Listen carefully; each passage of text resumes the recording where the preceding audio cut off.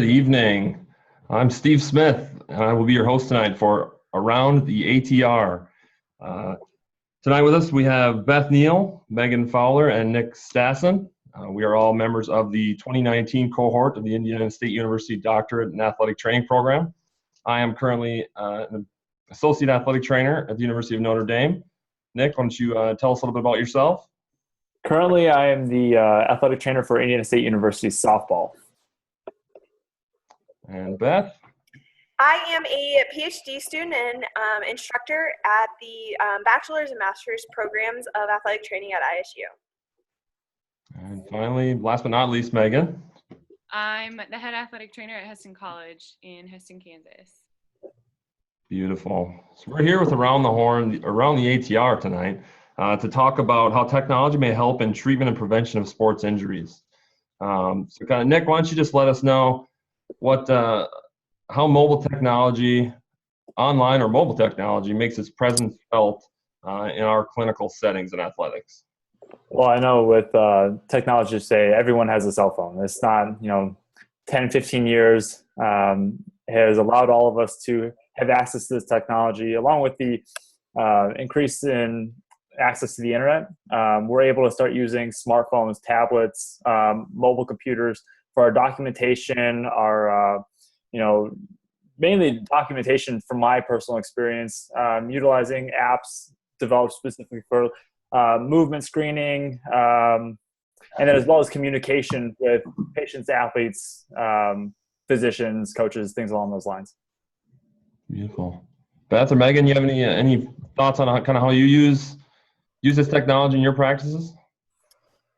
Yeah, so even from like a mix of clinical and education, I think as preceptors, we have a tremendous ability to introduce technology to our students. And so I enjoy bringing some technology, such as like games like Kahoot or things like that, to my students to be able to have a little bit more of an interactive time to learn some of the anatomy, to get that hands-on, to better serve our patients that we do. And so clinical education, I think, is a huge aspect of taking care of our patients for those of us who are preceptors. And so I always utilize some form of technology in teaching my students. Yeah, I use electronic medical record keeping for injury tracking.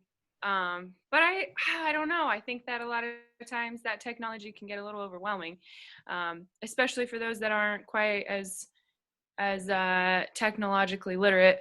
So we still do a lot of paper and pen in the athletic training room. Do you still log in paper and pen now? Oh yeah, there's several things that we still use paper and pen for. That's, super friendly, doesn't require any technology, doesn't matter if the power goes out, you still have that. What's preventing you from switching over? Is there any particular reason other than the difficulty of learning some of these technologies, or is it more resistance to change? I think a little bit of both. I think there's definitely some resistance there because it's so overwhelming to learn all of these new technologies and figure out how everything works. And frankly, we don't really have some of the capabilities. We don't have all of the latest little bells and whistles and stuff like that. We don't have tablets. I just upgraded from a flip phone about a month ago. And so I'm figuring out how to use a little screen thing. I don't really know how that works quite yet. But, it's all of those things. You just got to one step at a time. Okay. And pencil and paper is great when you have, kind of a tight-knit community, a small area that you're covering. But when we're talking broad scale, where does something like social media kind of play a role in this area? I'm going to chime in here. I love social media. I think it has a huge impact on our ability as clinicians. I don't even honestly know where to start, so you all can shut me up on this one. But I think one of the biggest things I love is having the ability. I have a Twitter account for my clinic, and so patients know, I try to definitely schedule, but sometimes you just have to have open treatment times. And so, I can let them know, hey, I'm going to be in at this time before the game in case they didn't hear, or kind of promoting an advocacy of our athletic training program. And there's sites like Injury Picks where my students and patients can go in, and hopefully everything is HIPAA and FERPA compliant, but they're able to see some injuries or be able to communicate with people throughout the world just at the click of their hands. And social media is something that like all my patients are using and are familiar with. So why would I as a clinician not want to be a part of that movement for them? See, I'm going to disagree with that. I'm trying to stay as far away from social media as possible with my patients and the people around me. I don't want there to be any temptation to move out of HIPAA compliance. Injury pics is a perfect example where, we have that gray area. Sometimes it's HIPAA compliant, sometimes it's not. And I think there's ways around, communicating that with your patients, such as Sportswear has a feature where you could schedule, and then open treatment times. You have things like GroupMe where you're not tempted to break past that fine line. You're not tempted to breach that line. Would you ever think about the fact that, like, back in 2016, so not that long ago, there was 2.3 billion social media users. And so we can use this as a way to kind of bridge the gap, whereas like maybe our patients, and I love EMRs and love all that, but are they comfortable at applying and logging into Sportswear and setting up appointments like that? I feel like if you have a conversation with them and you sit down and show them the process, it shouldn't be that difficult for them to understand. Especially, like you said, we're in an age where we're more technologically advanced, we're more technology literate than we ever have been before. They should be able to understand the fairly simple concepts of logging into Sportswear or whatever EMR you use. Yeah, I would completely agree with you there. And if you can use Facebook, Twitter, and Instagram, you should be able to download an app that has a little bit more security as far as patient privacy is concerned. Because if you're on Twitter, how are you supposed to get a hold of someone's clinic? Either tweet at them, hey, I've got groin pain, or get down in the DMs. Like how does it work exactly? I mean, I don't think like Twitter's there for like injury diagnosis or things like that. Like our patients couldn't use it like that. But I think advocating what athletic trainers are, getting to like share some of the really good stories that like are posted through like the newsfeed or things like that of, hey, like this is what an athletic training program did, or this athletic trainer saved a patient's life, or things like that. And like athletic training is a newer profession, and we're fighting an uphill battle of, hey, we are as good as PT, AT, OT, all of them. And I think that showing our presence on social media, having a form of advocacy there is a huge way to put out the word of we are not personal trainers, we are not hydration specialists, that we are healthcare providers who have a large number of skills in our skill set and are here to stay for the long run. I would agree with that, but I think that what you pointed out is you were using social media for athletic training advocacy. I think where it starts getting really sketchy is when you start using it for patient care. I have no problems. I think it's fantastic to advocate for the profession on social media, but I think, again, we should keep it professional and utilize other technologies when possible. Yeah, go ahead, Beth. I was gonna say I can buy that. I just read an article the other day about how we all thought that, Nick, you said that, do you think students in general and clinicians know HIPAA compliance? Like, do you think they know and can follow those rules? Clinicians, yes. Students and student athletes, no. And see, I would argue with you on both students and clinicians don't.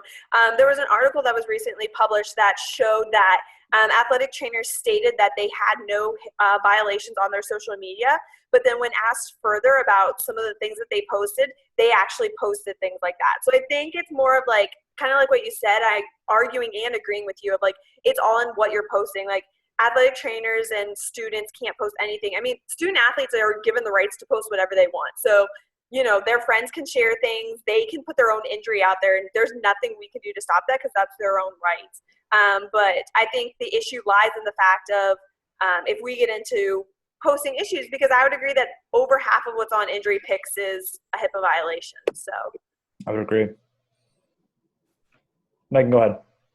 I was just going to say, I think I saw a recent literature or research done about support groups within Facebook, which I think kind of going against my own personal view of social media being productive, because I just don't see social media as really that productive or really good, just because I think there's so many HIPAA things that could go wrong. But I think within a support group, if that's a closed group, I could see the benefit there.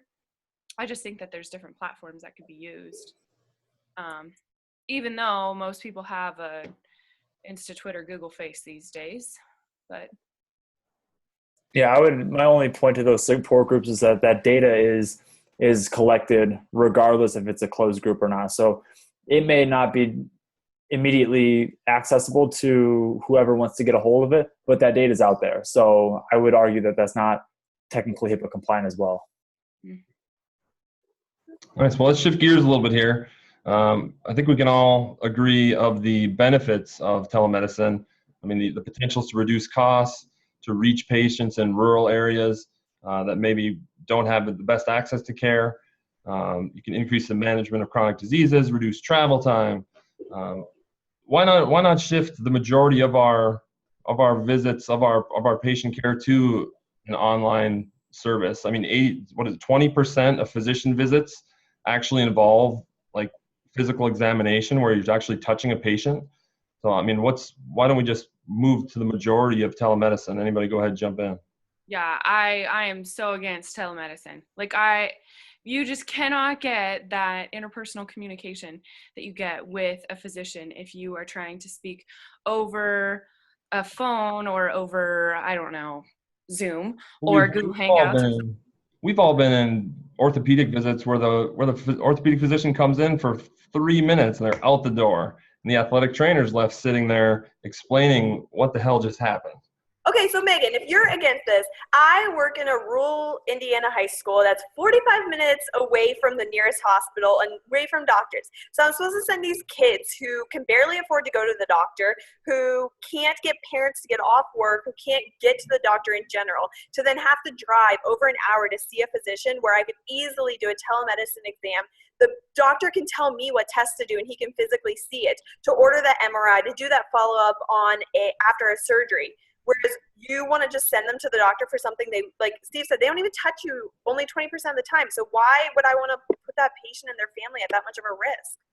I think it still has to do with that communication, that there are still going to be certain things that a doctor I don't even think it really necessarily always matters what healthcare professional you're going to go see, whether it's going to go see an occupational therapist or something along those lines, that there are still ways that you've got to have that constant connection. So are we not good enough healthcare professionals to be there during that time that they have to have somebody else there with them too? We can't bridge that gap as athletic trainers? I think that we can. I think that we absolutely can. But are you saying, okay, so maybe I should ask this question. Are you saying that like that first initial visit can always be done by telemedicine? I don't always think that first initial one, but I mean, my first initial one has to be done by telemedicine or they don't see the physician, I'm perfectly okay with that. I think that the first initial visits should always be with a physician. I think that I don't know. I mean, if you brought a physician in, say we're talking about a high school setting, you brought a physician in at the beginning of the year and introduced everyone to this physician. He or she held a little talk. Here's who I am. Here's what I'm about. Here's what I'm doing. And if you had a kid that, had a small laceration, like you could easily do that via telemedicine and say, hey, here's what it looks like. Oh, I think you can close that with stair ships. You don't have to drive them 45 minutes, right? I mean, there's definitely scenarios for it. If it's a surgical follow-up, a 4-month follow-up or something, and the kid's doing great, like, do you need to drive? Not at all. I mean, honestly, if it's an initial ACL, like, does the kid need to have some hands on him? Of course. Does he need to have the physician's hands? I mean, I think that kind of comes into the point where what's your relationship? MRI anyway. If they're getting an MRI anyway, if we think it's a torn ACL, the doctor's literally just going to touch them, say, yeah, we need an MRI. So why can't I, as an athletic trainer, say, hey, my clinical skills are indicating that this patient may have a torn ACL. I think they need an MRI. So get that done, then let them see the physician prior to surgery if that's the case, and save that time, that money, Right. And if only insurance companies felt the same way. I mean, if we could order MRIs and x-rays, we'd have a whole different world. We wouldn't really need doctors that often, but we're not doctors. So we do work under their direction and we need them. And I agree with you, though. It does come down to somewhat of your relationship with your doctors. A lot of those visits, 100% I agree, a lot of those visits are just like, they just have to be done for billing purposes. Even x-rays. I mean, a lot of us work under the guise of their discretion and kind of get that stuff, filled out on the back end, signatures on the back end type of thing. So, I mean, it does kind of work both ways, but I think there's a big place for telemedicine, certainly. Maybe this is just my naivety, but how is telemedicine billed? The same way. Huh? The same exact way. Yep. It's a visit. It's a patient encounter, right? Kind of hung back here on some of this conversation, partly because I'm slightly indifferent. I know, Beth, you're very for, and Megan, you're very against, and Steve, I feel like you're kind of in the middle with me. I think there's a great opportunity for telemedicine in athletic training, but for some situations like follow-up care, non-emergency situations, like not first initial visits. However, I feel like from my experience, there's been a lot of pushback from physicians, especially the older physicians that we've had that don't want to engage in this practice. What are your thoughts on that?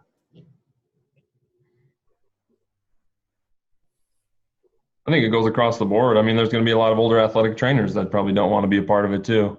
I mean, it's there's at one point there were probably a lot of athletic trainers that didn't believe in EMR. There still are, because we're not being Exactly. People still don't do something as simple as that should be required for patient care. So I don't know, I appreciate people not liking technology or anything, but it's 2017. The world literally is ran via technology, via social media, via the internet. So in healthcare, if we don't keep up with this, we are behind the times, and you're not utilizing the most available technology for our patients and for our patient care. And I'm not saying we're going to the fact of robots are going to take care of our patients, but I think we're doing a huge disservice to our patients if we are not utilizing every tool we have as far as what social media and technology can do for our patients. See, I don't know if at this current moment, if telemedicine is the biggest, not concern, or it's the next step. I don't know if it's the next step. I think it's more of a. But why? Why, Nick? If you're in rural Alaska, you can't reach a doctor. You're with Indiana State softball and you're on the road and you want to talk to your team physician.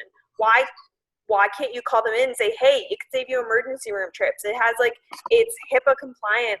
There's so many ways to save you and the patient time and effort. Well, now, are you talking about a phone call? Because if that's considered telemedicine, then maybe the conversation is different. If you're talking strictly Zoom, patient or doctor visits, where you're setting up a laptop and you're going through an evaluation with the physician on the other end, then we're talking about something completely different. But me contacting my medical director or my head physician and calling them and say, hey, this happened, where do we go from here? Are we counting that as telemedicine?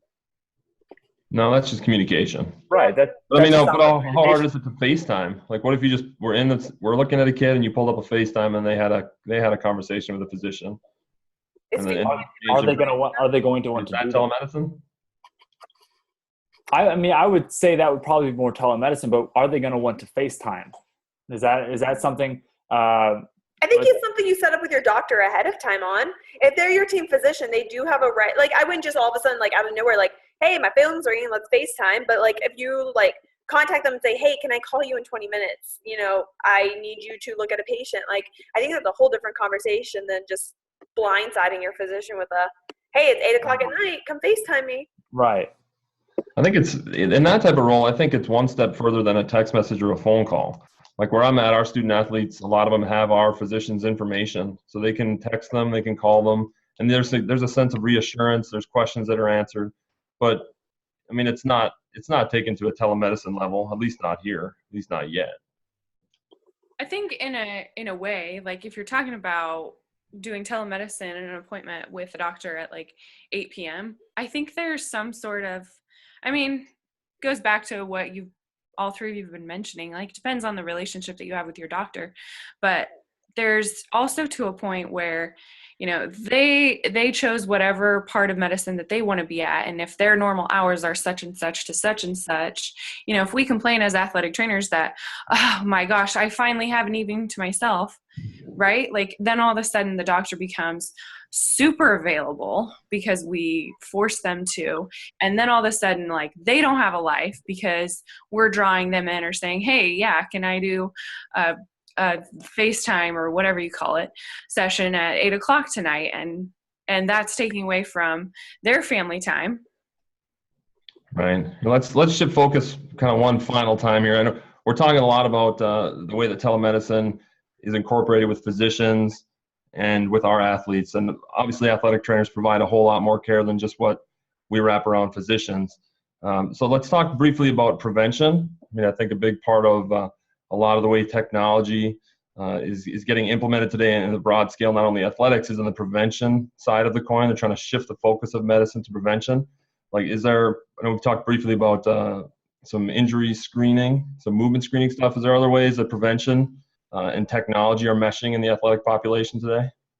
I think a fantastic resource for athletic trainers is gait and movement analysis and finding out how these patterns, these faulty movement patterns, are causing our patients injury, acute injury or chronic injury. So apps like Dartfish or Huddle, being able to find where these patients are experiencing mechanical faults and then addressing that and having something that you can show them, hey, this is something we're going to work on. Maybe I don't have the access or the ability to correct that pattern, but now we can take this and show whatever strength coach or running professional or what have you, like, hey, we need to fix this.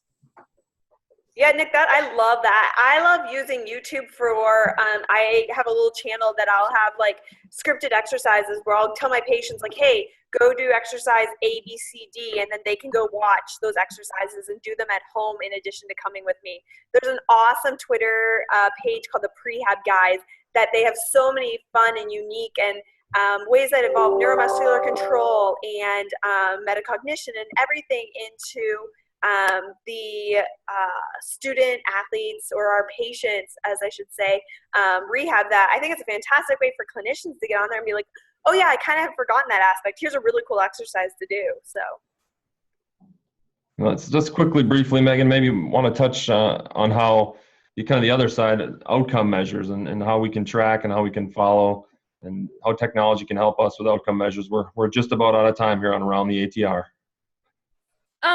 Outcome measures. Yeah, I keep a little tally on a piece of paper. That's how I do that. I think it's really efficient. Sometimes I have outcome measures, some prompts, and then I just keep all the paper copies with the tally. Like I have. We're supposed to tell if they get better, Megan. Come on now. A pretty solid system that I have going. Beth may need an AED here before this is over. Yep. But I think that's about all the time we have for Around the ATR. I'm Steve Smith. This was Nick, Beth, and Megan for ATTR 810. And have a good night. Thank you.